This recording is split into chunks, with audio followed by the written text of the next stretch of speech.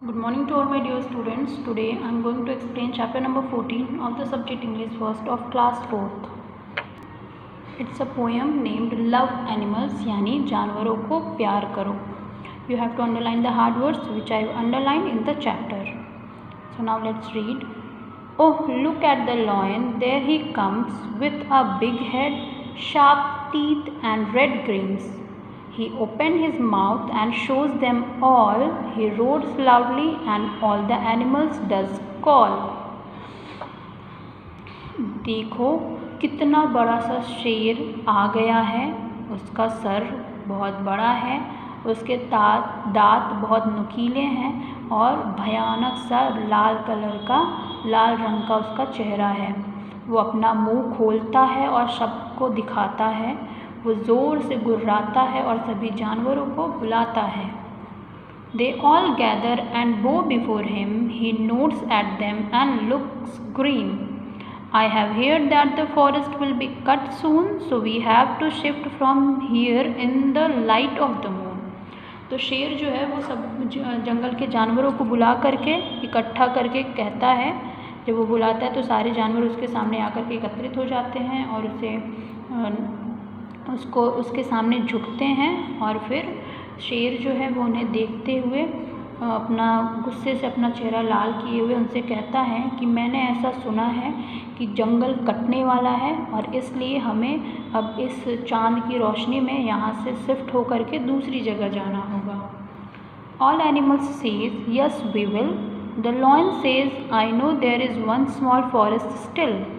Let us go to line there for the rest of the days until men cut it down to and have their greedy ways. तो आगे बाकी के जो जानवर रहते हैं वो कहते हैं हाँ हम चलेंगे.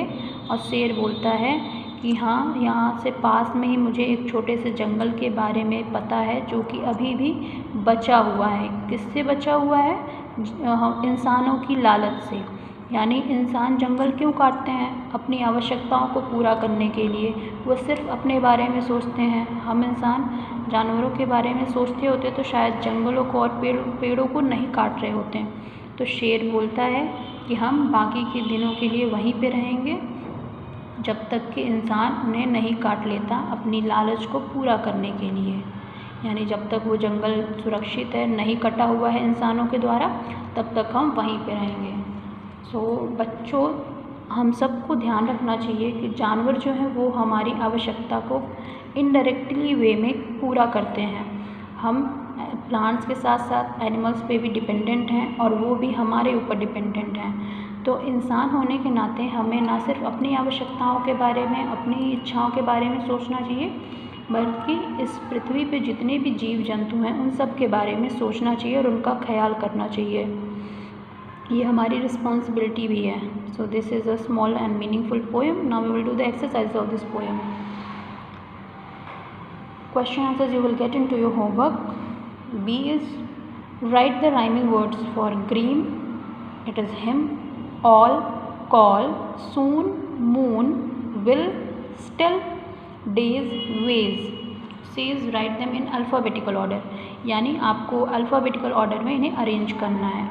अरेंज करने पे सबसे पहले कम आएगा, then grims, then lion, sharp, teeth.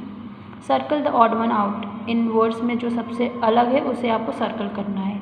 B butterfly, lion, wasp. ये तीनों तो इंसेक्ट्स हैं जबकि लॉयन एक एनिमल है. बस, एरोप्लेन, ट्रक, कार. एरोप्लेन हवा में चलता है जबकि बाकी सब लैंड पे चलते हैं.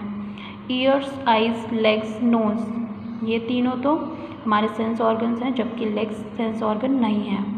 फन, बैंड, रन, सन.